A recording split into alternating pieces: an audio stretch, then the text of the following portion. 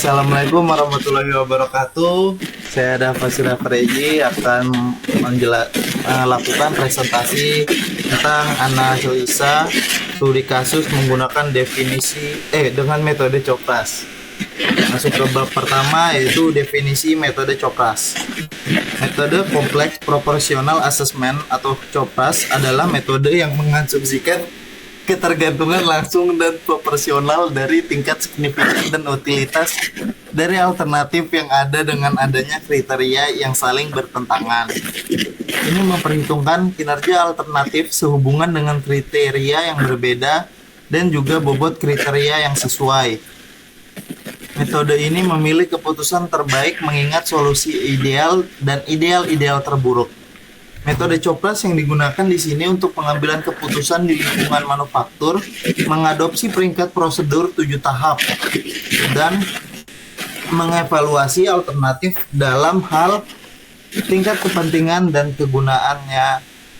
Metode COPRAS memiliki kemampuan untuk memperhitungkan kriteria positif atau menguntungkan dan negatif atau tidak menguntungkan yang dapat dinilai secara terpisah dalam proses evaluasi.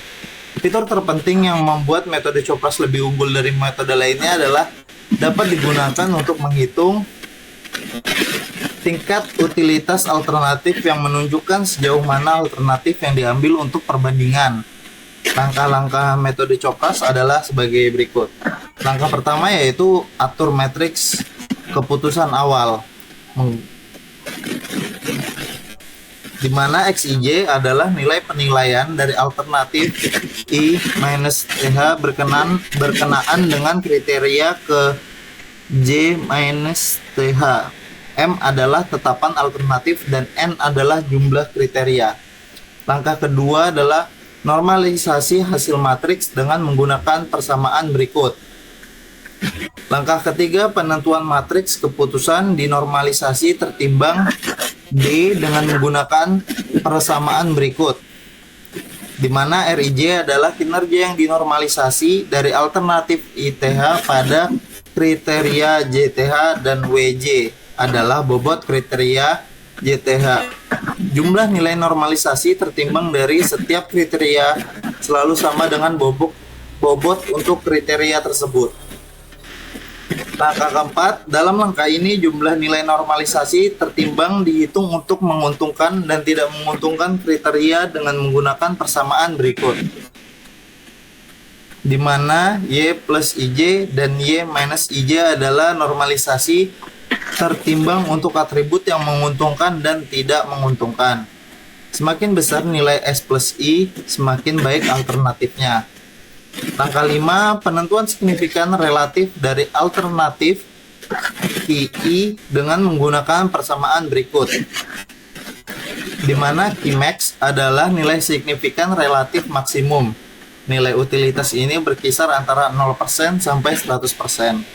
Semakin besar nilainya UI, semakin tinggi prioritas alternatif berdasarkan nilai utilitas alternatif. Memiliki ranking lengkap dari alternatif kompetitif dapat diperoleh. Selanjutnya masuk ke bab 2, yaitu pembahasan studi kasus.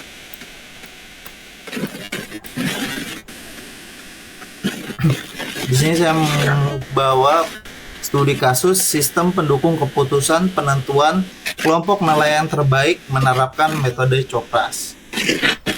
Analisa masalah di sini ada 2 tahap, yaitu analisa sistem yang sedang berjalan dan analisa sistem yang baru, di mana pada analisa sistem yang lama dicari permasalahan yang ada kaitannya dengan proses pemilihan kelompok nelayan terbaik dan termasuk akar permasalahannya.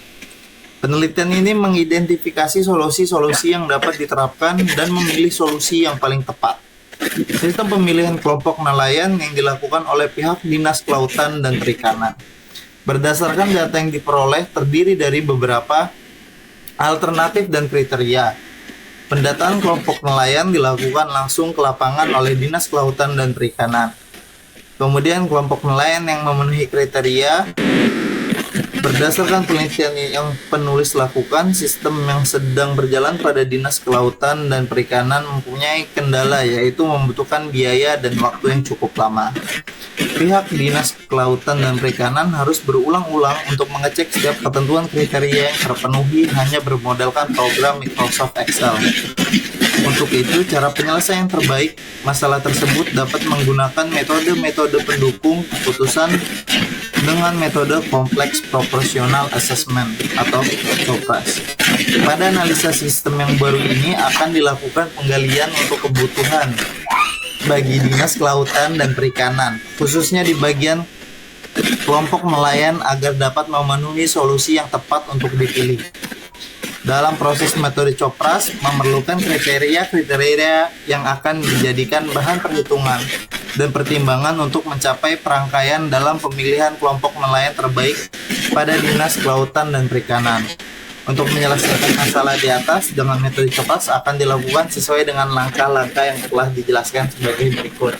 Oke, di sini tabel pertama ada penjelasan yaitu kriteria sama dengan kriteria kita sebut C1, C2, C3, dan C4 sebagai dengan keterangan sebagai berikut.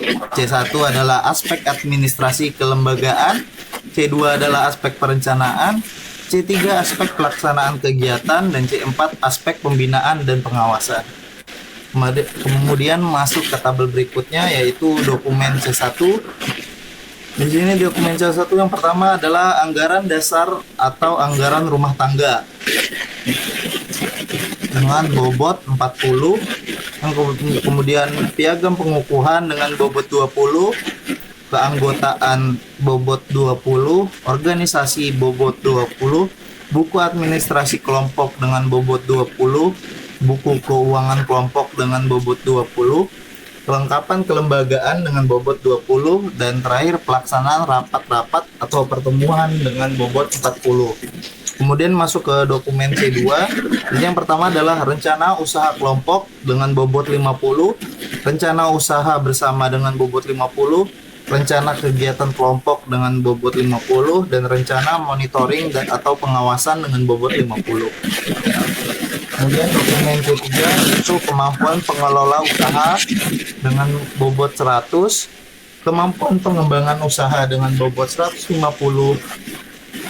kemampuan pengembangan jejaring dari kemitraan dengan bobot 100, terus pengembangan pelayanan informasi, pemagangan dan pelatihan dengan bobot 50. Kemudian masuk ke dokumen C4 yaitu pembinaan SDM pengelola dengan bobot 100, pembinaan atau dampak positif kepada lingkungan dengan bobot 25, laporan perkembangan usaha dengan bobot 25, dan pengawasan dengan bobot 50. Jadi kesimpulannya adalah sini keterangan kriteria C1 mendapatkan bobot 0,2 atau 20%, C2 bobot 0,2 atau 20%, C3 bobot 0,4 atau 40%, dan C4 bobot 0,2 atau 20%. Berikut adalah alternatifnya. Itu sumber sejahtera dengan kriteria C1 200, C2 100, C3 400, C4 150. Pun berikutnya dari Mutiara Pesisir sampai Jala Jaya. Kemudian masuk ke simulasi pertama yaitu normalisasi matriks. Itu ada perbedaannya nggak yang cost sama benefit tuh? Kamu nggak bacain tadi. Kenapa, Bu? Kriterianya itu loh, ada yang benefit, ada yang cost. Oh ya, ada Bu. Ini Bu. Dari mana itu? Maaf. Untuk C1 di sini kriterianya benefit, C2 kriteria benefit. Coba lihat kriteria apa yang bernilai benefit tuh. Untuk C1 kriteria benefit adalah aspek administrasi kelembagaan, Bu. Berarti Lebih tinggi, lebih baik. lebih lengkap maksudnya? Ya, Atau lebih gimana? lengkap, lebih baik, Bu. Kemudian C2 yaitu aspek perencanaan dengan kriteria benefit. Kemudian yang ketiga, aspek pelaksanaan kegiatan dengan kriteria cost. Kemudian aspek pembinaan dan pengawasan dengan kriteria benefit, Bu. Oke. Oke, masuk ke simulasi pertama, yaitu normalisasi matriks. Cobanya di sini, Bu ya.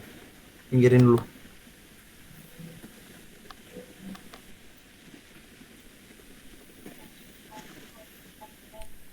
Oke, di sini untuk mendapatkan normalisasi metrik, Bu, kita menggunakan rumus dengan ini, Bu. Aduh. Ini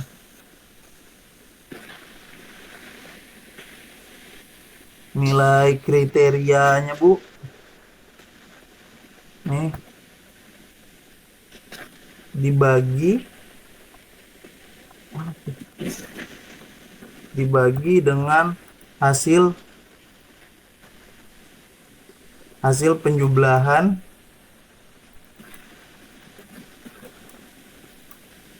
salah pencet, Bu, maaf.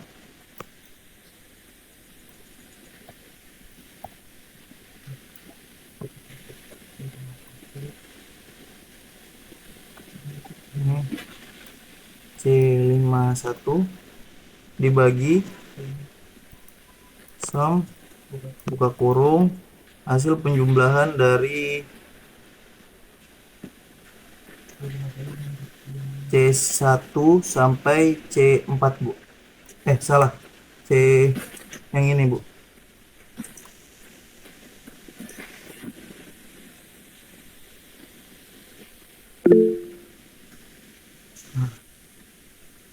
Tutup kurung.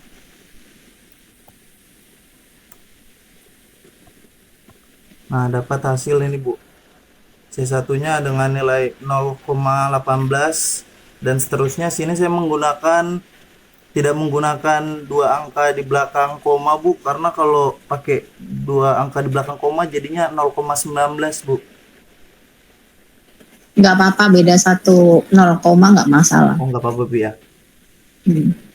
Asal jangan 1 aja berubahnya. Nih, Bu, jadi 0,19. Oke, kita coba lagi. Kemudian masuk Ikutin jurnal aja. ke apa, Bu? Ikutin jurnal aja berapa digit di belakang angka. Oh ya, siap, Bu. Kemudian masuk ke tabel kedua, yaitu normalisasi matriks berbobot. Di sini normalisasi matriks berbobot menggunakan rumus sama dengan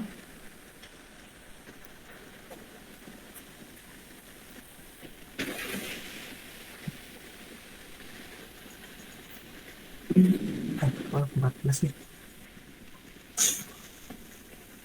Ini, Bu, apa?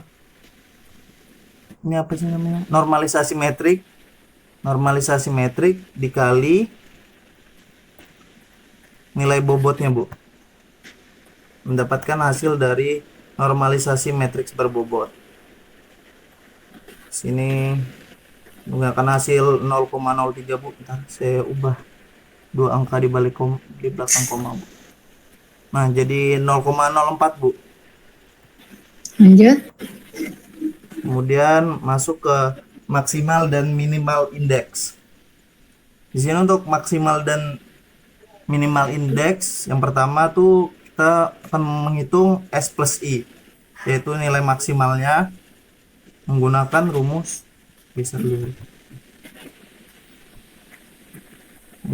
sama dengan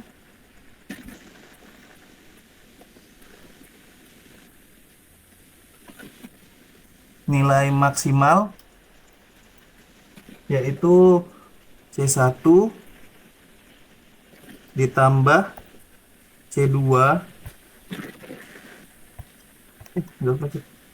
ditambah salah, Bu, nggak pencet plusnya, ditambah C2 ditambah C4. Di sini C3-nya tidak dihitung karena merupakan nilai minimal, Bu. Kemudian di enter, Kan maksimal yang dicari. ya Bu. Keluar Oke. hasilnya 0,46, Bu. Coba lanjut yang itu minimal S-min-nya.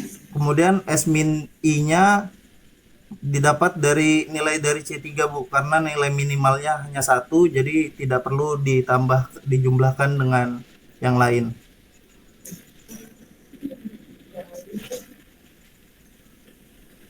Gimana, Bu? Sudah benar belum penjelasannya, Bu? Iya, Nah, betul. alhamdulillah. Kan cuma 1. Ya. Kemudian Coba terakhir, simulasi. kemudian yang terakhir adalah perhitungan bobot relatif tiap alternatif. Di sini menggunakan rumus S dibagi S min I. Salah, Bu, maaf. 1 dibagi S min I. Jadi di bawahnya lagi, Bu. 1 dibagi dengan S min I-nya di sini untuk alternatif 1.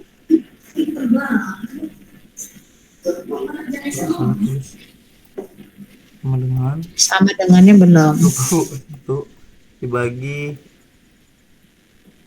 S min I, dapatkan hasil itu 4,625, Bu. Begitupun seterusnya. Kemudian kenapa, Bu? Satu baris. Ya, satu baris berikutnya. Ke samping. Kemudian ini, Bu, beda rumus, Bu. Iya, makanya Ibu bilang simulasi ke samping, satu baris Ini, aja. Bu. Kemudian yaitu mencari dari S min I dikali dengan total dari S dibagi S min I. Ini S min I-nya sama dengan, lupa. Sama dengan S min I dibagi dengan dikali dengan total dari S dibagi S1 dibagi S min I. Dapatkan hasil 9,88, Bu. Kemudian kita cari rumus Qmax. Untuk Qmax-nya di sebelah sini, Bu.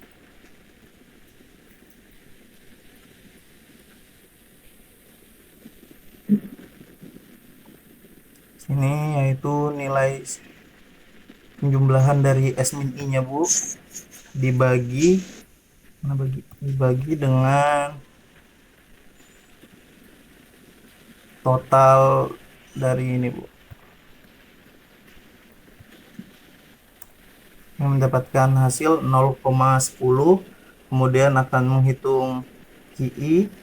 Ini sama dengan penjumlahan dari S plus I ditambah dengan nilai tambahnya, lupa, dengan nilai ini, Bu.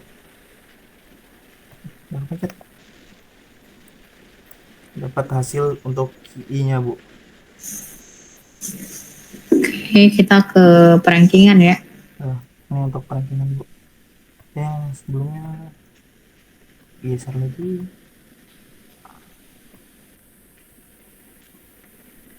Berarti menghitung yang UI-nya, Bu, ya. Untuk perhitungan UI-nya sini sama dengan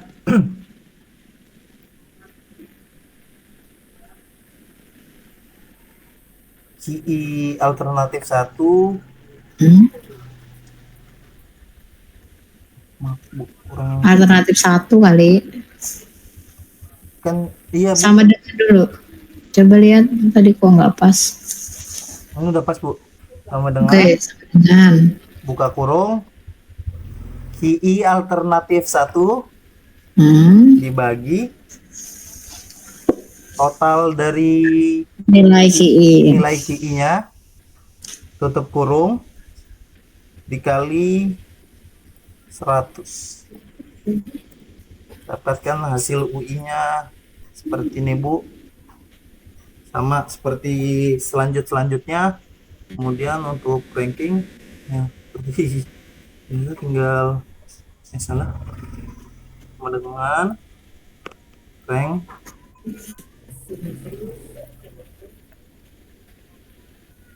aduh dengan rank tarik Yang oranye dong. iya ini Bu ganggu nih Bu. Udah keluar Bu. Lupa kurung, terus kurung. Rank ya Allah fisiknya motor nih Buka kurung kurung. 1 sampai alternatif 1 sampai Tutup. alternatif 6 Tutup dulu. tutup kurung Bagi. dibagi Kok bagi? Iya, dibagi dibagi. Bu benar Bu dibagi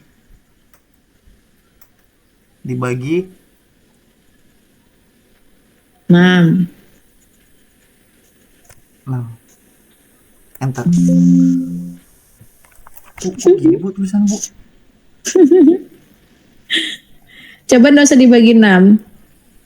Loh, kok dihapus lagi yang tadi udah benar. Nah, buka tutup kurung. Tutup kurung. Enter. Tuh. tarik ke bawah Bu ya salah Bu Enggak. Oh iya, Jadi benar-benar. kunci, Bu. Kan itu ngikutin tabel yang oranye itu dia. ya benar Bu Nah, Begi- simpulan. Hasil kesimpulan dari metode Copras berdasarkan hasil penelitian yang penulis lakukan pada Dinas Kelautan dan Perikanan Sumatera Utara, akhirnya penulis dapat mengambil kesimpulan dari seluruh pokok pembahasan pada masing-masing bab dalam skripsi ini adalah yang pertama, proses menentukan kelompok nelayan terbaik dengan menggunakan kriteria yang telah ditetapkan oleh Dinas Kelautan dan Perikanan, yaitu aspek Langsung aja ke metode ya, itu nggak usah itu metode bukan langsung kesimpulannya. kesimpulan metode Kak Bu? Iya, Ya maaf Bu. diganti ya. Iya Bu, siap. Metode Nah, itu Copras. hasil perbandingan. Oh, langsung hasil perbandingan. Yang metode yang kesimpulan diganti nanti. Ya, siap Bu. Sini untuk hasil analisis perbandingan metode GADA dan metode Copras. Yang pertama adalah konsep dasar. Metode Copras menggunakan prinsip penilaian proporsional kognitif di mana preferensi atau bobot untuk setiap kriteria ditentukan berdasarkan tingkat signifikansi relatif dari kriteria tersebut.